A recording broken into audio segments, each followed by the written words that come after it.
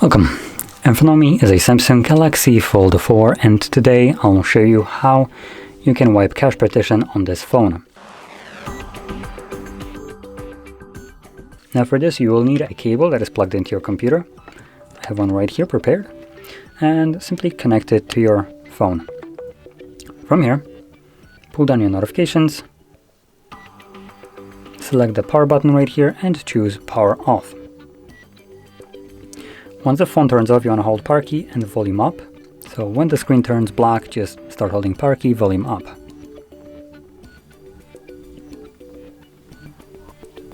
This will show Samsung, and then add the Galaxy below that. Once you see the Galaxy Edition, you can let go of the keys, and this will take us to the recovery mode. Now in here, using volume keys, you want to scroll down to wipe cache partition, confirm it with power key, select yes, and there we go. As you can see, cache wipe complete. So select, or reboot system now should be selected already, so just press power key once again, and this will initiate a reboot and take you obviously back to Android.